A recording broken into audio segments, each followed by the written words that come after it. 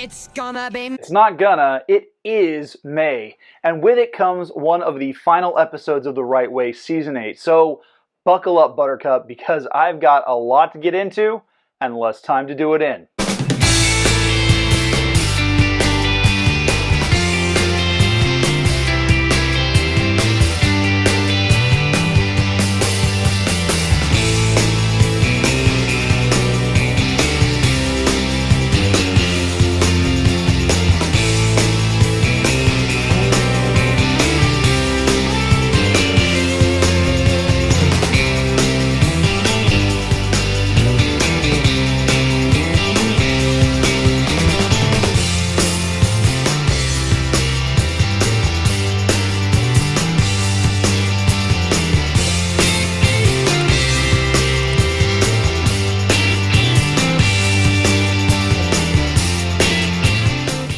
Hey, welcome back to The Right Way, where we talk book recs, author interviews, and creative writing tips. I'm your host, Garrett K. Jones, and this is the full episode for May. But I've also got some great announcements before we jump into this month's content.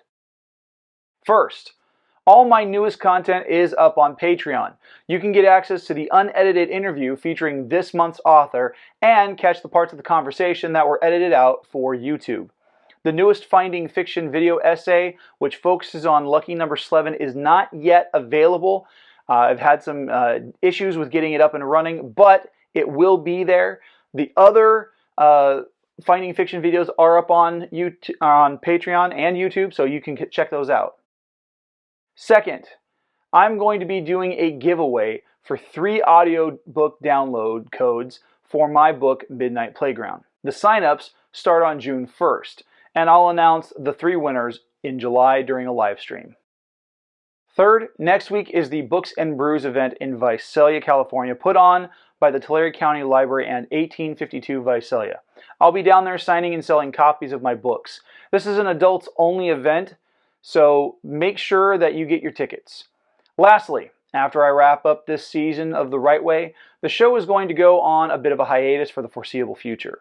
I'll be focusing my attentions on building up the Finding Fiction video essays and working on some other content. Now don't worry, I won't be gone for long, but I just wanted to work on some other projects for a spell. Now, with that said, let's get into the rest of the show.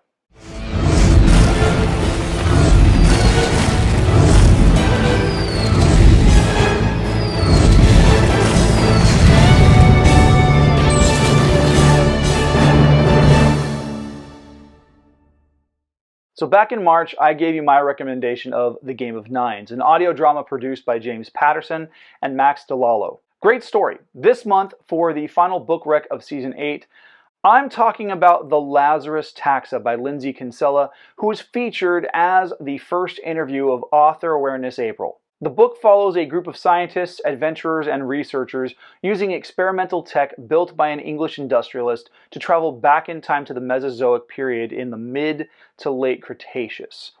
The goal is to spend 6 months in the ancient past, learning and researching and studying the creatures and environments of prehistory, but they uncover a secret. Now, I don't want to say more about the plot because I don't want to give anything away, but what I enjoyed most about this book was how character-driven it was. The characters are well-rounded, and the reader really feels for them. The other thing I appreciated was Kinsella's attention to scientific detail when it came to the dinosaurs featured in this book. It reminded me a lot of Michael Crichton and the way he wrote, making the science as factual as possible despite the science fiction setting. I highly recommend The Lazarus Taxa for anyone who's a fan of Jurassic Park, wanting a better story than what we got in Jurassic World Rebirth.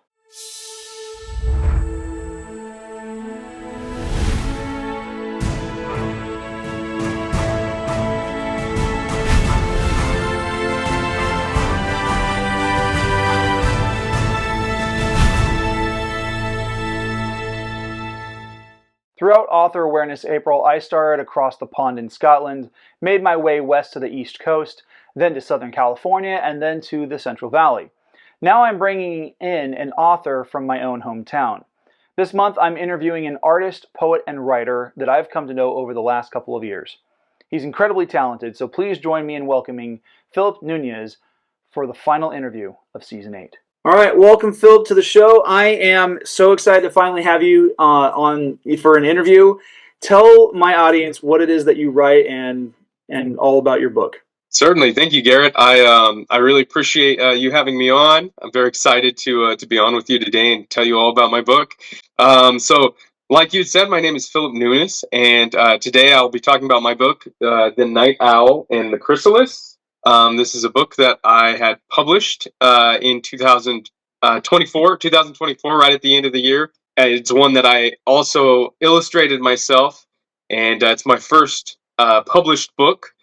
It's actually a poem that I had written, and while writing it, I decided that I was going to share it with people. I thought that it was so important to share, and it didn't feel like a story that I had to really reach to write. It really came to me, so I figured since this story was kind of given to me to write, I better share it with people. So once I did, I was prompted and encouraged to illustrate it and to publish it. So I spent about 2.5 years prepping that, and finally got it published in 2024. How did you get started into writing? Because for as long as I've known you, you were an artist. You've done.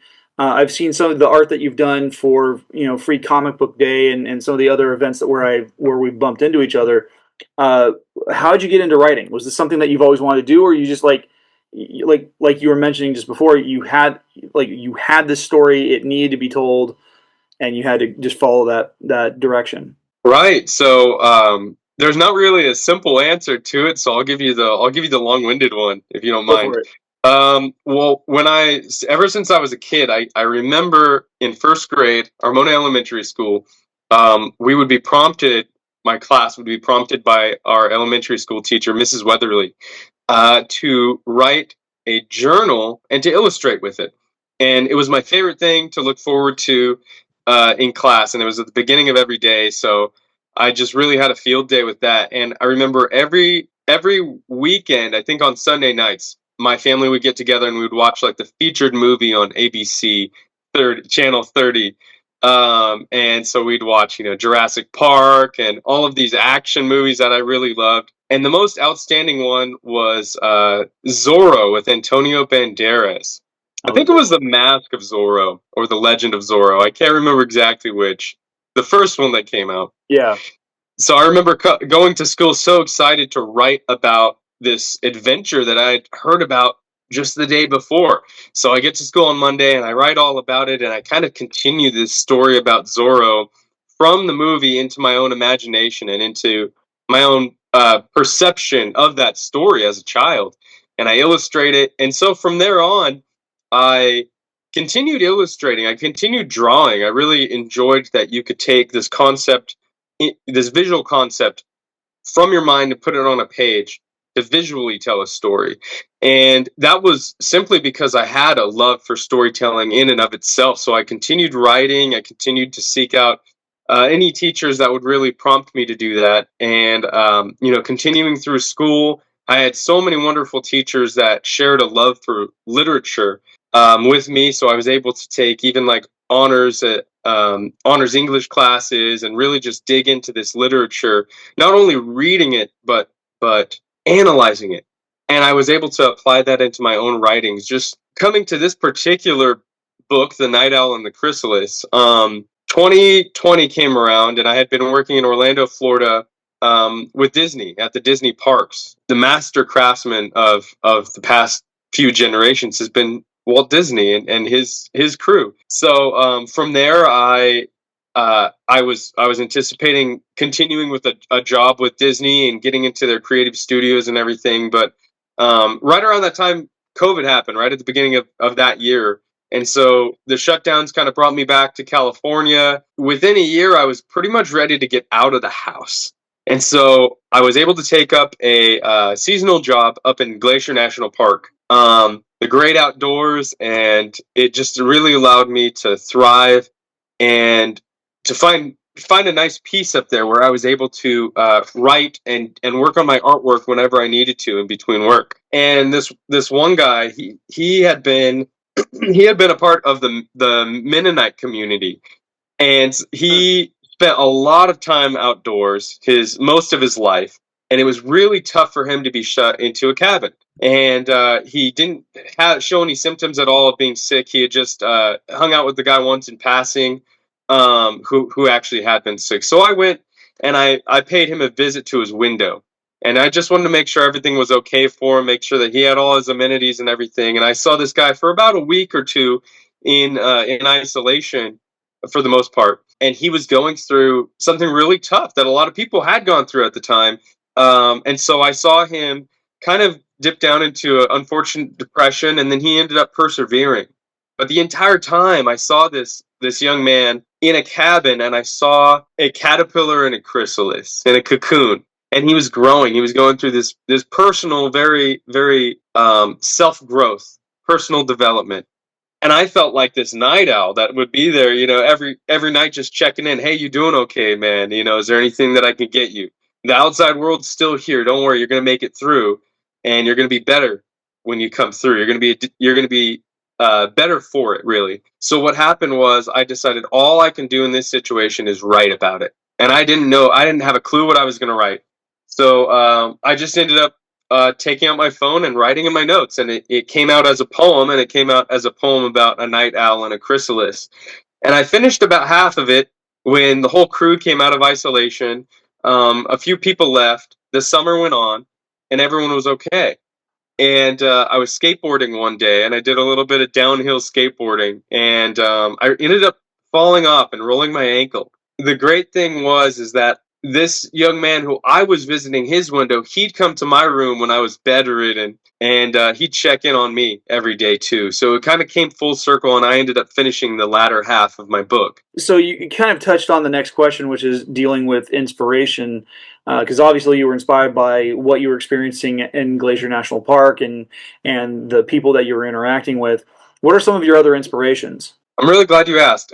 Movies are huge for me. It's just something that, raised by cinema, sort of. So that lends its hand to what really got me into the artwork element and continuing my writing and storytelling was the movie X-Men from 2000. I ended up really falling in love with the characters of that movie. I thought, growing up in the 90s, I would watch the TV show, the X-Men the 90s series. And when I saw it translated into film, into live action, it wasn't just that translation into live action, but I think that prompted them to make it feel real, make it feel believable, and really amp up those character traits with phenomenal actors and everything. So that led me into enjoying the characters on such a deep level that I wanted to read the comic books. Yeah. And so reading those comic books, while the visuals and everything are an incredible medium, the stories themselves carry a huge weight.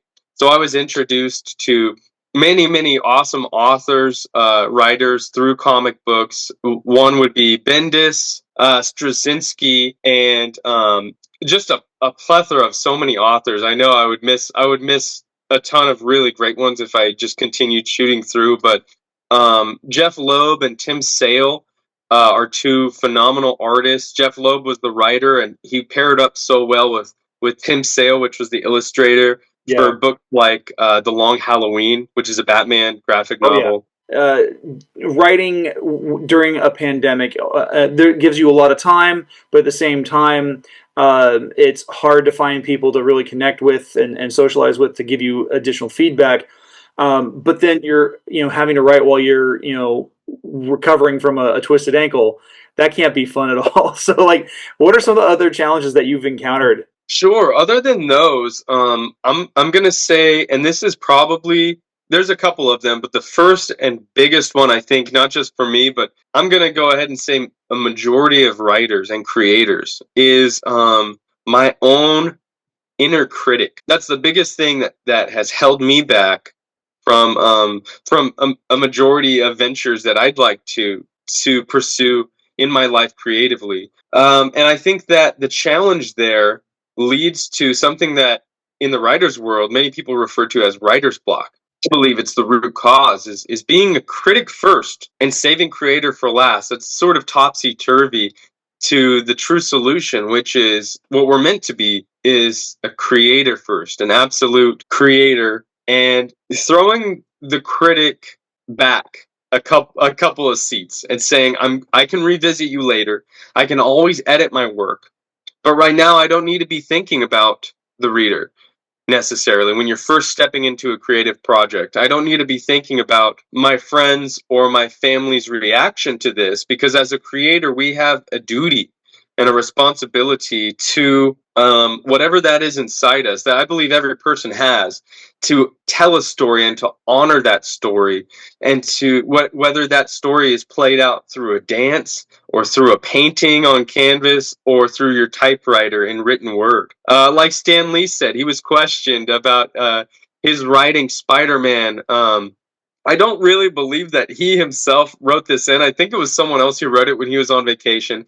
But he was questioned about Gwen Stacy's death, and it upset everybody. And so Stan Lee was questioned. You write these fictional serial comic books for the youth, but you give them such adult issues to deal with. That's not necessarily stuff written for kids. And his answer was, I don't write for the kids. I write for me. You actually kind of touched on the next question I was going to ask, which was talking about advice for writers, and I think you hit the nail on the head that we should be writing for ourselves first before we consider our audience. And then the publishing tips that you offered are great, because a lot of people, they go into this idea of, okay, well, I've written my story, I want to get it published, but they haven't gone through the proper, I don't want to say proper, but they haven't done the homework necessary to make sure that they're going down the right path with it. I think integrity for the work is huge, and Yeah. if an author isn't going to stand by it, the fans will, but the fans aren't up on the front lines when it comes to collaborating with other creators. I mean, big Yeah. production companies have a responsibility as well, but the first and last line of defense, I believe, will be the one who holds the IP, the author. We're coming up to the end of the interview, Phil. Sure, sure. Go ahead and tell the viewers how they can connect with you and where they can get copies of The Night Owl and the Chrysalis. Got you. Yes. So the best way to contact me would be through Instagram, with the handle being Phillip Nunes 57. That's Philip with two L's and Nunes spelled with an S, 57. And Night Owl and the Chrysalis is exclusively sold online. It's exclusively sold at lulu.com.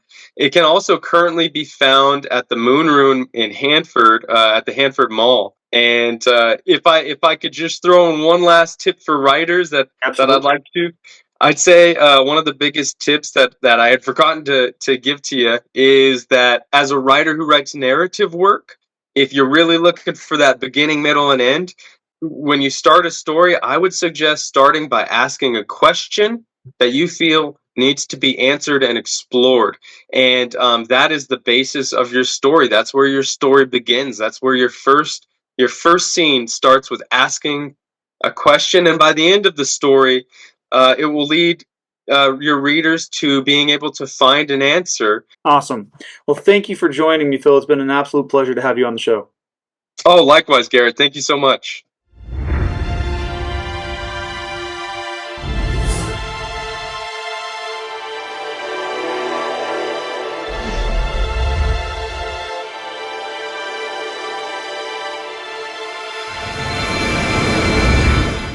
Back in March, we went uber thematic by discussing leprechauns just around the time of St. Patrick's Day. This month, we're continuing that thematic arc by looking at the Greek goddess who gives the month of May its name and some of the traditions often observed during this time of year. The mythology and folklore of May focuses on the transition from spring into summer. The month was named after the Greek goddess Maya, who was a goddess of growth. She was a nymph and a daughter of Atlas, that guy carrying the weight of the world on his shoulders. And she was the mother of the Olympian god Hermes. The Romans associated her with Bona Dea, who was similarly a goddess of fertility and spring. The poet Ovid made an association to her that the month was named for the Maiores, or elders and ancestors. So there are several customs associated with this time of year as well. Ancient Druids and Celts recognized Beltane on May 1st, which is a fire festival, marking the beginning of the bright half of the year, and fires were lit on hills for protection and purification.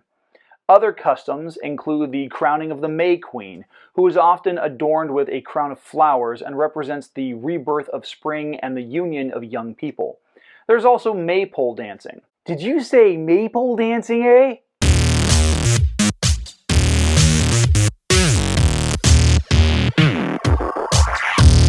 What? No! Maypole, not maple. It's a type of pole dancing where people... Oh dear God, you're picturing something vaguely Canadian holding pancakes and a bottle of maple syrup doing a strip club routine, aren't you? Yeah, I don't know why, but I'm picturing a beaver, eh? Oh my God, this is why we can't have nice things. Anyway, here are 3 tips for incorporating this kind of folklore into your writing. Tip number 1, utilize the thin veil for plot tension. Traditional folklore, especially Celtic, considers May Eve, or April 30th, as a time when the veil between Earth and the other world thins. If you're writing something in the fantasy, supernatural, or horror genres, this is a perfect time for occurrences, character transformations, and unexpected arrivals. But if you're wanting to keep things grounded for a suspense thriller, use it as the time frame for your bad guy to do something bad. Some key themes should be divination, unexpected visitors, magical contracts, and abductions. Tip number 2, weave protective magic into the setting and atmosphere. I use protective magic in quotes. May is preoccupied with protecting homes, livelihood, and oneself from evil. You want to build an atmosphere by incorporating rituals. You could turn towards the fantastical, but if you're writing something non-magical and set in the real world, maybe develop a character dealing with OCD whose intrusive thoughts force him or her to develop rituals meant to be protective, like checking door locks, light switches, and the dials on his or her appliances. Tip number 3, embody archetypes through seasonal rituals. May Day, or May 1st, celebrates fertility, new life, nature, and the like. Create a pivotal dramatic scene focusing on these celebrations that could represent a transition of power, or a fertility rite, which would make all the romantasy bookstagram girlies get hot and bothered. And again, if you're keeping things grounded, maybe have a main character who is up for a big promotion and pay raise, getting pushed aside for a younger, more vibrant individual posing as social competition in the story. And as a bonus, maybe this could be an unpredictable beginning to a story symbolized by a character's own turbulence. So that's it. Follow these 3 tips and you'll be able to start your story off right. If you have any ideas for future Creators Corner segment topics, by all means post those ideas in the comment section down below.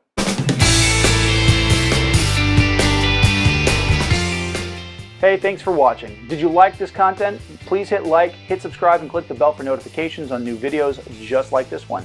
A big thank you to my guest, Phillip Nunes. If you'd like to connect with him, or if you'd like to support the channel through Patreon, my merch or bookstores, or on Cash App, you can find all those links and contact information down in the video description. Keep on writing the right way.